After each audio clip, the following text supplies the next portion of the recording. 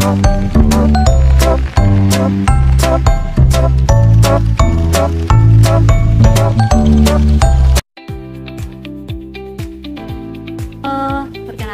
nama saya Siti Windari Putri Cahaya Permatasari, NIM 050.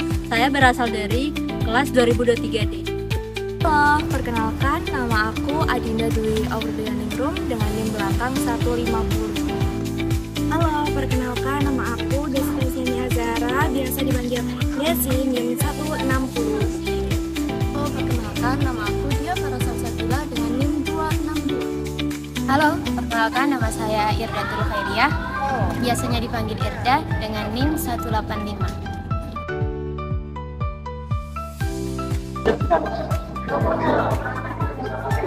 Assalamualaikum warahmatullahi wabarakatuh. Waalaikumsalam warahmatullahi wabarakatuh. Ya, selamat sore teman-teman. Kak Iqbal ya? Ya. Di sini kami bersama kelompok sudah bersama Kak Iqbal sebagai narasumber kami. Mungkin dari Kak Iqbal bisa memperkenalkan.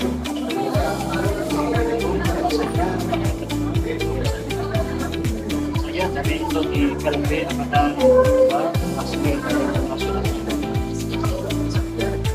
Di sini kakaknya ngekos atau PP Surabayanya mana Kak Iqbal? perbatasan selatan dengan pusat daerah Ngagel. Belakangnya Marvel Sekimol. Dari rumah ke sini biasanya naiknya apa Kak Iqbal? Nggak mesti ya. Kadang juga ketemu anak kan kecil, itu nggak bisa ya saya juga pulangnya kalau bisa sampai bisa ya saya sampai naik Transmart mau bilang diri. Selama naik perjalanan dari pulang ke kampus atau kampus ke rumah, kakaknya pernah mengalami kesulitan atau hambatan nggak dalam naik kendaraan? Kalau kesulitan atau hambatan sih nggak ada ya, nggak ada. Cuma apa ya, makanya kayak adanya kendala atau bisa dibilang sedikit insiden ya. Nggak pernah. Itu yang bersama kakak punya ini tanggalnya atau ini yang tadi temannya? Oh, yang barusan saya bilang maksudnya. Oh, teman kuliah selama kelas. Silakan Kak ya. Ya, silakan.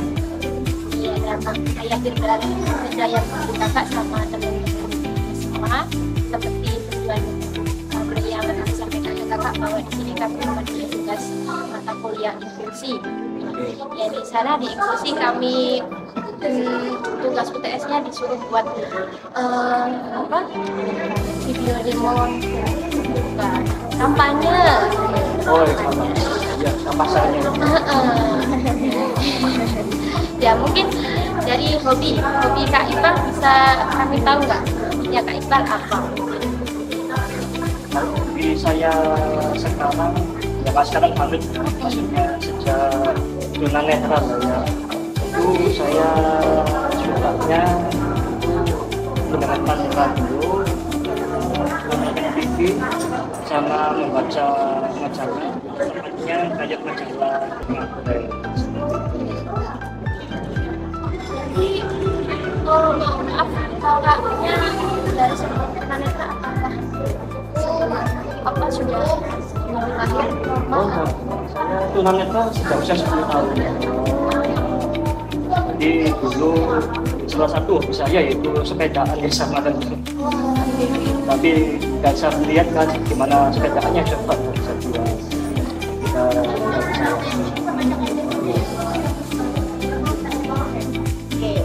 Terus pertanyaan selanjutnya, kenapa Kak Iqbal memilih Indonesia untuk melanjutkan studi belajarnya?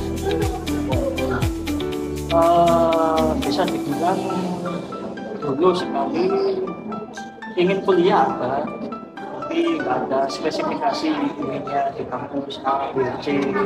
Cuma akhirnya saya punya motivasi keinginan kuliah di Indonesia, khususnya di KLB. Karena waktu saya SD itu hampir setiap hari ini siswa saya masih sekolah mungkin bapaknya benar masih ke sekolah-sekolah mungkin naik ke PAUD atau gimana. Nah, selain itu juga ada siswa PLB yang ibaratnya magang di sekolah saya.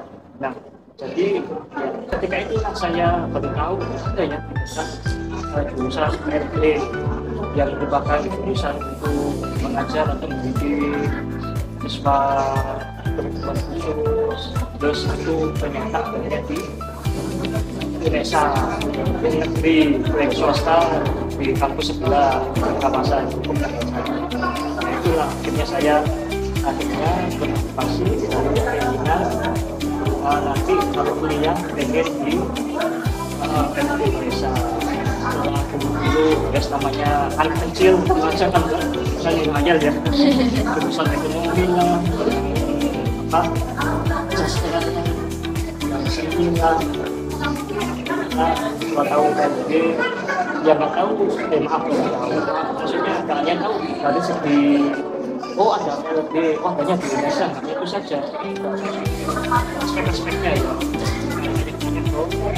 mereka yang orang tua pendidikan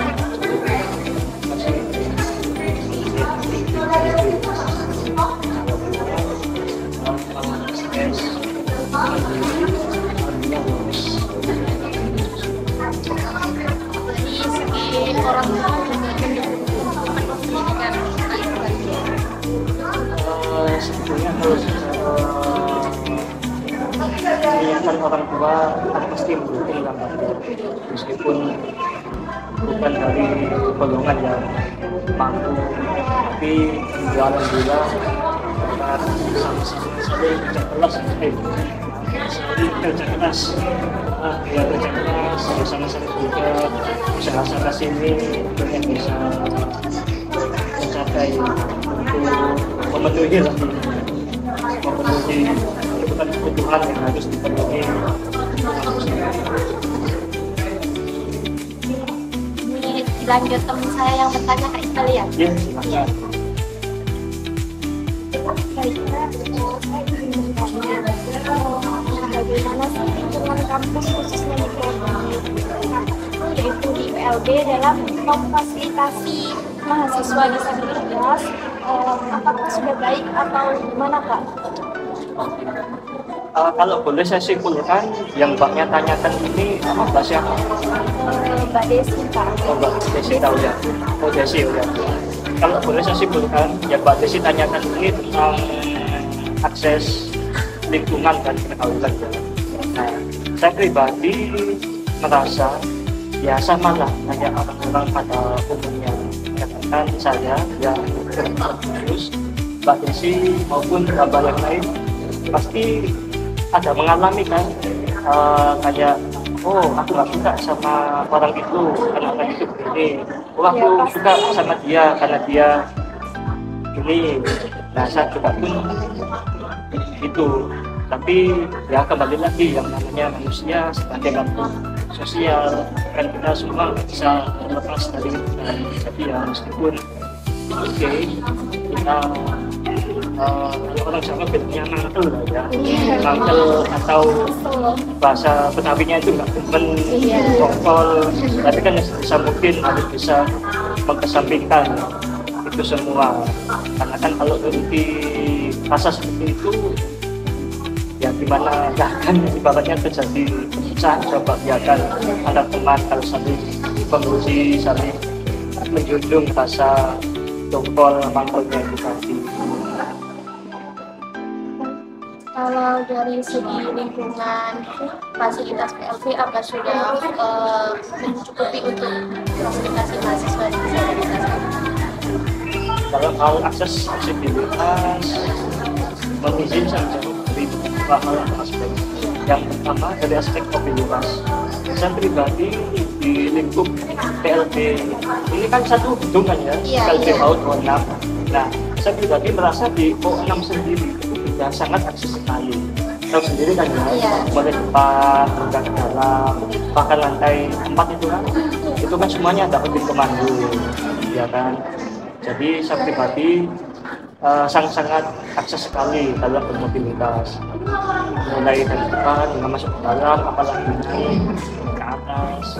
Terus juga dengan adanya tulisan braille di setiap lubang yang letaknya ada di samping pusat pintu itu. Kalau bapaknya pernah tahu atau bahkan pernah ngeraba juga, nah, jadi khususnya saya maupun teman-teman tunet atau tunanetra yang lain kan bisa tahu, oh ini ruang sekian, ini ruang sekian. Jadi sangat akses lah untuk mobilitasnya.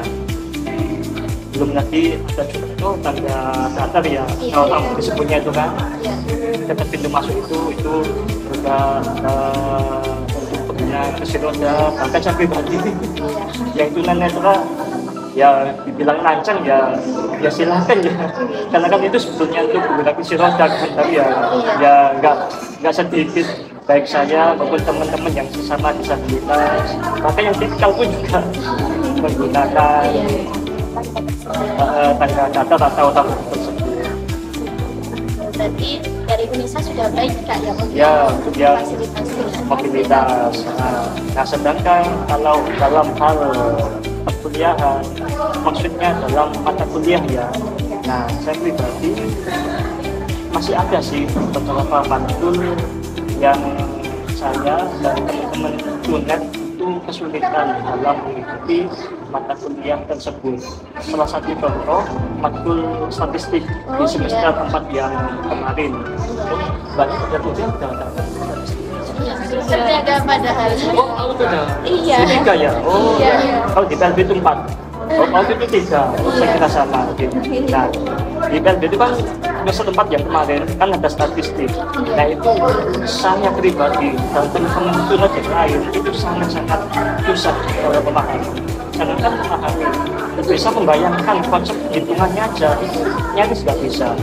Karena pun visual, karena ya bayangkan aja, anggaplah ini layar atau proyektor kan, dosen ini dengan ini tambah ini ke sini. Nah, kami yang tunanetra kan tidak tahu itu maksudnya ini dapat ini yang bagaimana, ini kesini itu yang bagaimana, itu yang sangat-sangat susah. Memang ada rumusnya tuh di setiap perhitungan. Kalau rumus bila bisa dihafalkan, memang. Tapi dalam statistik untuk penghitungannya kan nggak sekedar menggunakan rumus, tapi kan juga ada pola-polanya kan dalam penghitungan itu tadi. Yang angkanya ditulis, disusun beginilah, dan nanti hasilnya dari penghitungan sebelumnya itu polanya beginilah, dan nanti setelah itu proses berikutnya seperti inilah. Nah, itulah yang membuat saya dan teman-teman tunanetra yang lain kesulitan. Terus selama mengerjakan tugas kuliah, Kak Iqbal merasa ada kendala atau kesulitan ya Kak Iqbal? Jangankan yang mengerjakan tugas kuliah dalam matkul saja yang sedang berlangsung, saya pribadi yang khususnya mengalami kendala, apalagi statistik itu tadi ya, habis statistik sebagai kehabisan sudah mencukupi. Tapi di matkul lain ya ada juga kendala-kendala yang saya temukan. So, katakanlah matkul A di pertemuan 6 dosen itu memberi materi bagi video atau itu. Nah, ini disuruh dipelajari dan nanti pertemuan 7 dibahas sama-sama kelas. Nah, arahnya, mohon maaf, bukannya jelekin dosen ya, bukan mungkin ya, tepatnya saya yakin pasti dosen itu lupa kalau di kelasnya itu ada mahasiswa yang tunanetra. Nah, tapi videonya itu ada yang berupa gambar dengan caption musik ini, ada yang tulisan dengan caption musik ini. Nah, yang tunanetra kan nggak tahu. Di sekolah kan hanya musik yang kan itu ada. Nggak tahu isinya gambar yang gambar apa, tulisan apa, ya kan. Nah, sayangnya itulah yang membuat kami bukan kesulitan lagi ya, tapi memang susah untuk bisa mengerti. Jadi ya pasti dosennya lupa kalau ada mahasiswa tunanetra di kelasnya, sehingga ya lupa juga untuk membuat deskripsi secara tertulis atas video materi yang dibagikan tadi. Ini juga ya materi-materi di makil-makil lainnya lah ya yang apa ya ada kendala juga, tapi alhamdulillah ada temen yang rela membantu. Tapi kalau semuanya lagi pada sibuk, karena kan yang namanya tugas kan sama-sama mbak ya. Iya. Maksudnya kan sama-sama deadline-nya, sama-sama kayak mekanismenya, materinya. Seumpama mepet besok gitu kan, kata semua kan padamu belum kan Iya. untuk menyelesaikan besok bisa kumpulkan. Nah ibaratnya ya saya paham kalau mereka menolak, ya saya paham karena kan dengan mereka mengerjakan dirinya sendiri belum untuk membantu saya kan mestinya kemana-mana, mestinya nggak selesai ya kan. Jadi ya ketika mereka lagi nggak bisa, ya alhamdulillah komunikasi di rektorat itu kan ada PSLB yang menyediakan relawan disabilitas, jadi saya bisa bertolong ke PSLB untuk kayak membantu mengerjakan konten atau mendistribusikan video atau apa kayak pas saya yang harus di video. Nah teman-teman juga sama, bisa sering menentukan waktu ya saya minta tolong ke PSLB untuk apa untuk implementasikan tugas observasi yang saya lakukan. Lanjut ke pertanyaan kedua dari ketua kami ya. Jadi saya ulangi lagi ya Kak. Oke, Jadi silakan. di sini saya mau bertanya, motivasi apa yang membuat Kak Iqbal tetap semangat dalam menggapai mimpi meskipun dengan adanya keterbatasan? Ya, yang pertama tentunya melihat kondisi keluarga ya yang seperti ini. Jadi ya sebagai anak lah ya saya yakin mbak Manya juga lah ya, sebagai anak yang merupakan generasi penerus kan dari orang tua kita, siapa sih yang nggak ingin melihat orang tua kita senang bahagia atas pencapaian kita ya kan.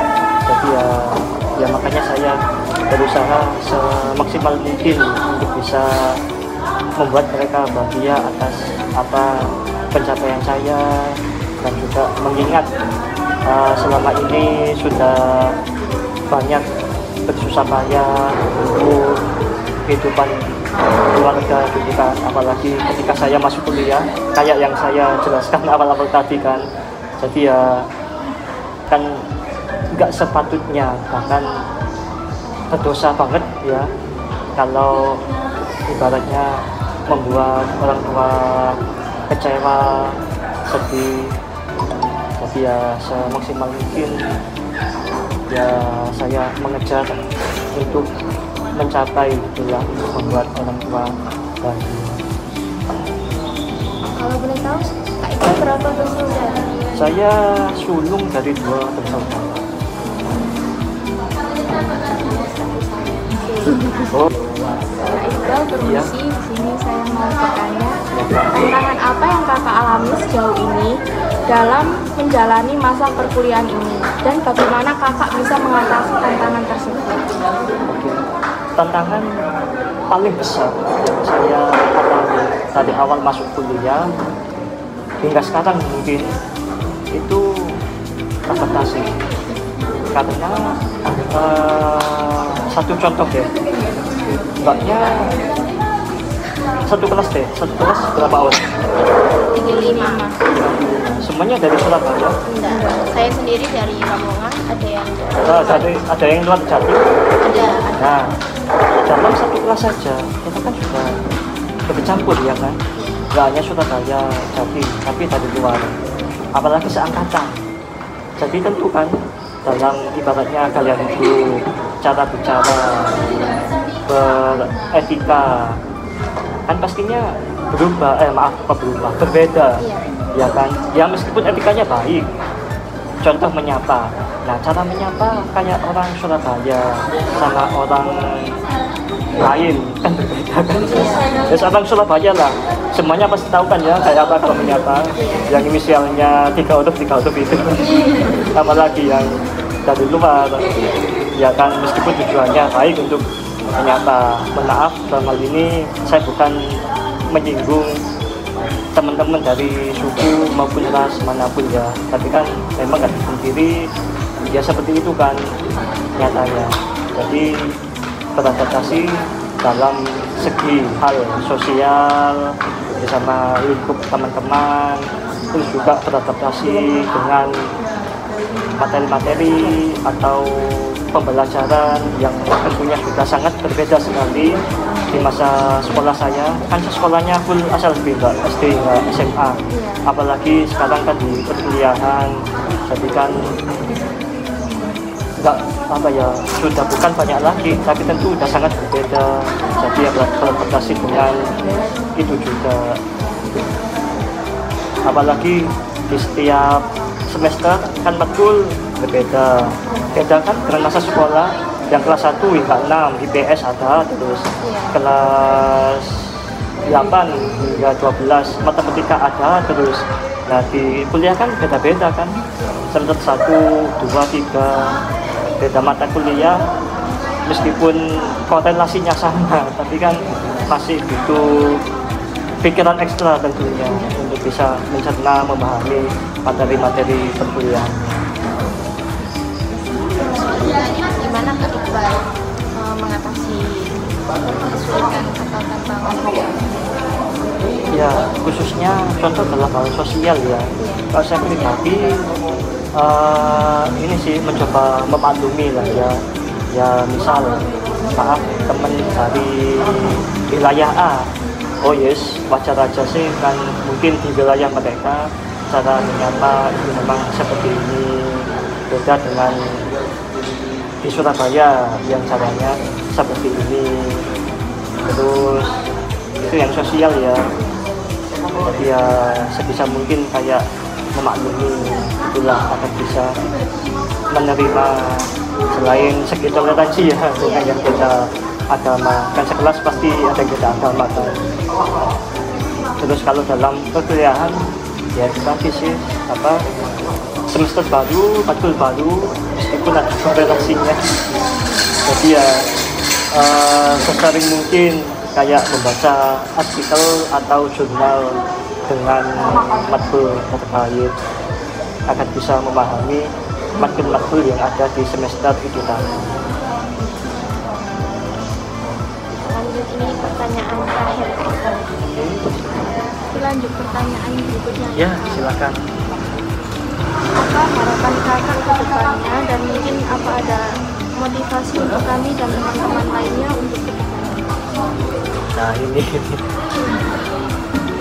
ya mungkin dari yang sudah saya sampaikan barangkali ada yang bisa memotivasi lah ya untuk banyak sekalian. Tapi kalau masih tetap diminta untuk menjawab atas pertanyaan yang barusan, saya pribadi sih yaitu tadi lah ya, maaf ada yang dari luar Surabaya khususnya Jatim mungkin hingga kos di sini dari mana paling jauh? Gresik. Saya dari Lamongan, tadi saya PP dari Sidoarjo. Yes, katakanlah Lumajang, nggak mungkin PP kan? Iya. Kalau Sidoarjo, Gresik kan masih mungkin PP, kan pulangnya jarang. Nah, jadi ya ini itu semua lah ya, silahkan. Jadi ya kita mengalami sesulit apapun, sepusing apapun atas problematika yang kita alami di perkuliahan, nah itu sosial dengan teman, atas materi kuliah ya kita tetap harus ingat saja, sesulit apapun yang kita alami, sepusing apapun yang kita alami, orang tua kita di rumah pasti lebih pusing lagi memikirkan kita sejak kita kecil hingga sekarang, ya kan? Terus mereka juga pasti lebih sulit dari kita kecil hingga sekarang, ya kan? Kita sekolah saja lah ya, SD, SMP hingga sekarang udah, kalau dibuat hitung-hitungan loh ya, kalau dibuat hitung-hitungan udah habis berapa coba. Jadi kan bisa terbayang lah mereka ibaratnya sudah sesusah payah apa, sudah habis sebanyak apa coba untuk kita. Jadi ya jangan menyerah kalau kita lagi sulit, lagi pusing, memang banyak orang bilang lihat ke bawah, jangan ke atas, ya kan? Karena yang lebih sulit, yang lebih di bawah kita masih ada. Tapi kalau nggak bisa lihat ke bawah, oke. Tapi kalau gitu coba tengok orang tua yang ada di sisi kita. Nah, seperti apa mereka coba akan diri kita, karena mereka juga pasti sangat pasti menaruh harapan besar untuk kita sejak kita di kandungan malah, ya kan pasti kita berharap pengennya anakku nanti besar begini, bisa membanggakan orang tua lah, keluarga dan sebagainya. Terlebih lagi selain keluarga, kan syukur-syukur kita juga bisa mengangkat harkat dan martabat diri kita sendiri dengan prestasi atau pencapaian yang kita capai. Dan itu cuma ada beberapa pertanyaan dari bapak kami. Ya, nggak apa-apa. Cukup Kak Iqbal, terima kasih sudah berkenan membantu kami dalam menyelesaikan tugas ini. Semoga kita tetap diberi kesehatan, Amin. diberi kelancaran untuk menjalankan aktivitas kuliahnya maupun dalam kehidupan sehari-hari. Ya, amin. Terima kasih Kak Iqbal ya. Ya, sama-sama. Nah, ini nanti pulangnya mau kapan Iqbal? Ya itu. Naik kalau nggak Semanggi, Wirabiri, tergantung saya datangnya pas tunggu di halte. Tadi berjalan ke halte. Nah itu, saya nanti jelas ngecek nanti. Misalnya saya dari sini ke halte nggak hafal jalannya. Cukup Kak Ilham ya. Ya, Iya Kak Mbak. Ilham, maaf ya Allah. Maaf Iqbal, Pak. Iya, saya kemarin kan dapetnya dari Kak Ilham, akhirnya kok ngeblank gitu. Oh, Ilham Iya, itu iya. ya, Pak. Katanya teman Kak Iqbal PMII. Ya, oh ya, PMI Iya. anu BK ya. Iya. Ah, ya, ya. Terima kasih Kak Iqbal. Ya, Selamat sama-sama, sore. Mbak. Terima kasih teman-teman. Assalamualaikum warahmatullahi wabarakatuh. Waalaikumsalam.